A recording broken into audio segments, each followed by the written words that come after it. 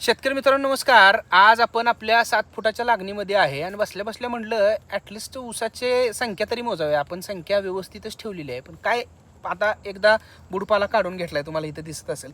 राहिले किती ऊसाची संख्या एक अंदाजे काढूया. जनरल एकदा फक्त 10 गड्डे मोजू आणि त्याच्यानंतर आपण ऊसाची संख्या किती निघते ती बघू. आता इथनं बघा, हे 10 गड्डे मोजायचे.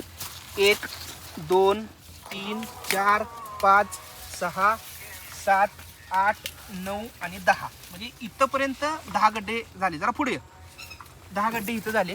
आता ह्या 10 गड्ड्यापासून तिथंपर्यंत 10 गड्डे किती ऊसाची संख्या येत्या ते आपण बघूया.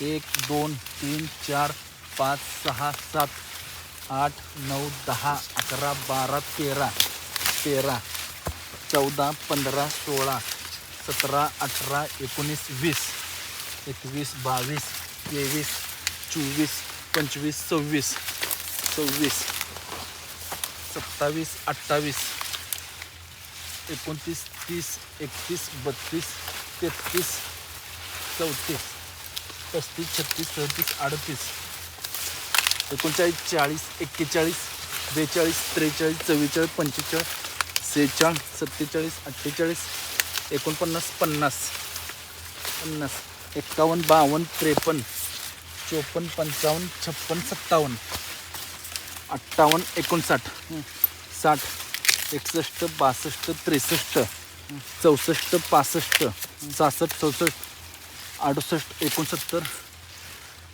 70 71.